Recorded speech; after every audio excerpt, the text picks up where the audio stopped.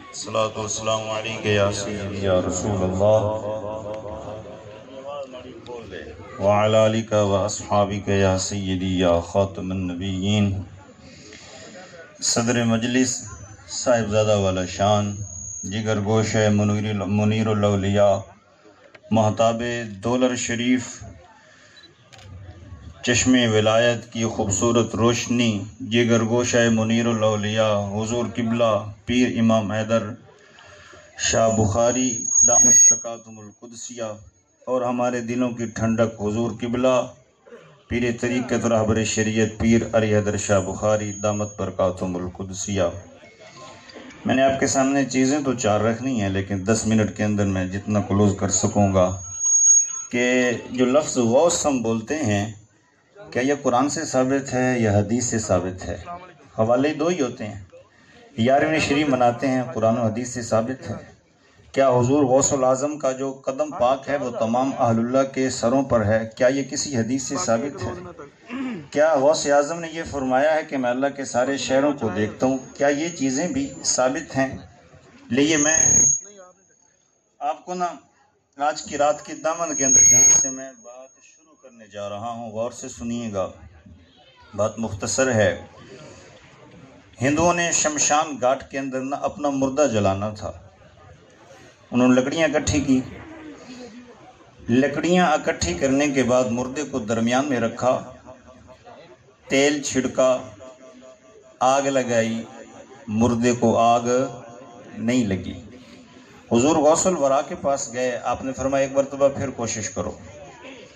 انہوں نے پھر کوشش کی، تیل چھڑکا، آگ لگائی، مردے کو آگ نہیں لگی۔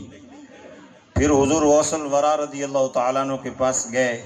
حضرت مجدد الفسانی فرماتے ہیں مکتوبات شریف کے اندر کہ ہر ولی ہر نبی کے نقش قدم پر ہوتا ہے، میں موسیٰ علیہ السلام کے نقش قدم پر ہوں، اور کائنات کے اندر واحد حضور غوث الورا ہیں جو رحمت للعالمین کے نقش قدم پر ہیں۔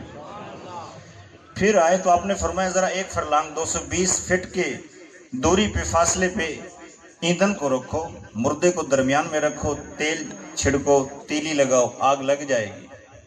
آگ لگ گئی، مردہ جل کے خاکستر ہو گیا، راکھ کے اندر تبدیل ہو گیا۔ ہندو شمشان گھاٹ سے اٹھے۔ علامہ اربلی علیہ رحمہ فرماتے ہیں، شیخ الاسلام علامہ اربلی علیہ رحمہ تفریح الخاطر کے اندر، ہندوؤں نے کہا حضور یہ بھی مٹی تھی، جگہ تھی، یہاں لکڑی کو آگ نہیں لگی، 220 فٹ کے فاصلے پہ لکڑی کو آگ لگ گئی، وجہ کیا ہے؟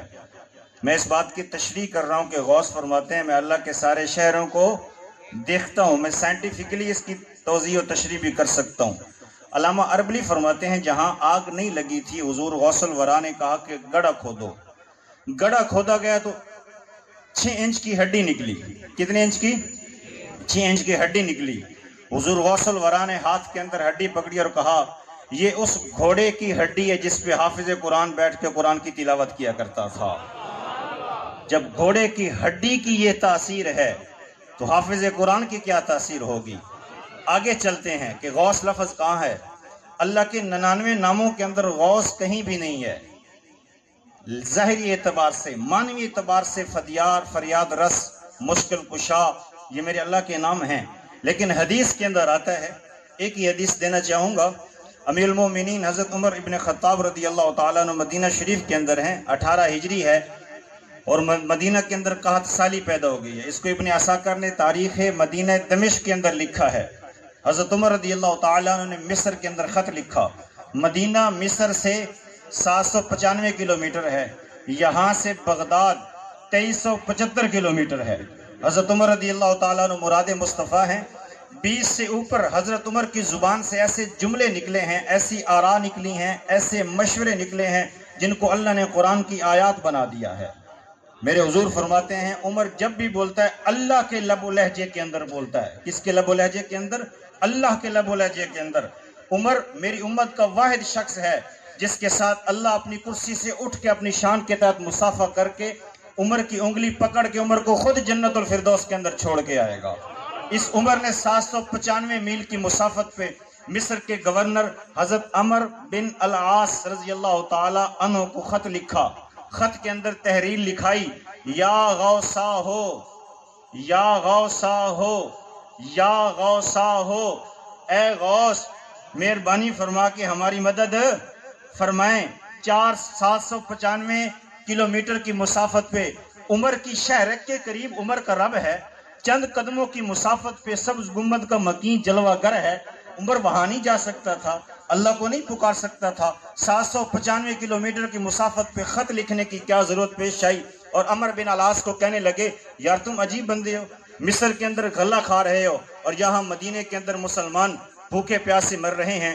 حضرت عمر بن العاص نے کہا، امیر المومنین آپ نے مجھے یا غوثاؤ کہا ہے، ہماری مدد کریں. تو اب سنیے، میں مصر سے مدینہ وہ قافلہ روانہ کرنے لگا ہوں کہ پہلا اونٹ مدینے کے اندر داخل ہوگا اور آخری اونٹ مصر سے نکل رہا ہوگا. تو یہ غوث حدیث سے ثابت ہو گیا. آگے آخری روایت گفتگو ختم. فتاوی رضویہ جلد نمبر 28 اس کا صفحہ نمبر 411.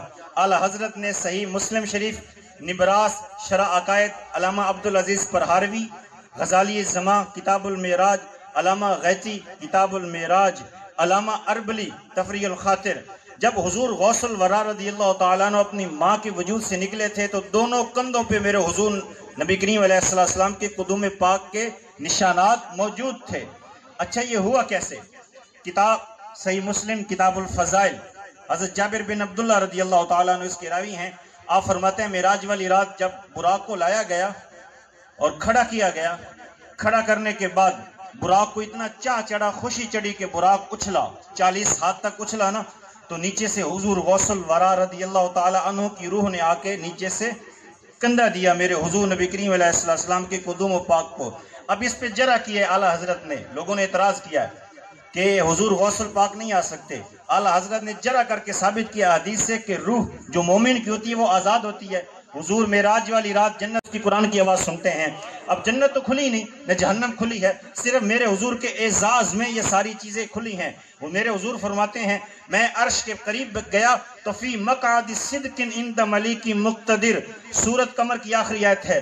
میرے حضور فرماتے ہیں کہ میں نے اویس کرنی کو دیکھا، اللہ نے اسے خاص نور کے نا ایک حالے کے اندر، ایک پنجرے کے اندر بٹھا کے رکھا تھا. اور میں نے کہا جبریل یہ کون ہے؟ جبریل علیہ السلام نے فرمایا یہ خیر التابعین اویس کرنی ہے. اویس یمن میں 5 اللہ کے عرش کے نیچے گئے. آخری بات گفتگو ختم. میرے حضور فرماتے ہیں میں اللہ کے ساتھ ملاقات کرنے کے لیے گیا.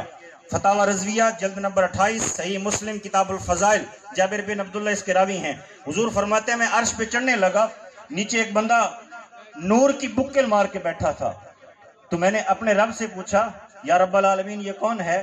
میرے رب نے فرمایا محبوب یہ آپ کی امت کا وہ شخص ہے جو ایک نماز کے بعد دوسری نماز کی کوشش کرتا ہے، جس نے اپنے والدین کو تنگ نہیں کیا اور جس کا ذکر ہر وقت اپنے دل کے اندر گھر کیے رکھتا ہے.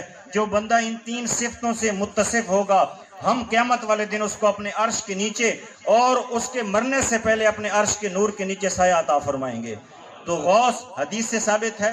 11ویں شریف کا رہ گیا حوالہ، وہ شاہ ولی اللہ محدث دہلوی کی کتاب ہے الطیبات الکلمات. اس کے اندر باقاعدہ مولا کائنات نے سارے اہل اللہ کو جمع کر کے 11ویں شریف کا جشن منایا تھا. اور پیر نصیر الدین نصیر صاحب نے کہا تھا اللہ رے کیا بارگاہ غوث سے جلی ہے، گردن کو جھکائے ہوئے ایک ایک ولی ہے، اولاد حسن آل حسین ابن علی ہے، بے شک شہ بغداد ولی ابن ولی ہے، سب ان کی عنایت ہے خفی ہے کہ جلی ہے، اور رسم کرم ان کے گھرانے سے چلی ہے، معاشر میں وہی غازہ انوار بنے گی، مٹی جو تیرے کوچے کی میرے چہرے پہ ملی ہے، ہر کام پہ سجدے کی تمنا ہے جبی کو، یہ کس قدر ناز ہے یہ کس کی گلی ہے، جو نور ہے بغداد کی گلیوں کا اجالا، اس کی ہر ایک کرن مدینے سے چلی ہے. اللہ تعالیٰ مجھے اور آپ کو قیامت والے دن حضور غوث اعظم کی شفاعت عطا فرمائے.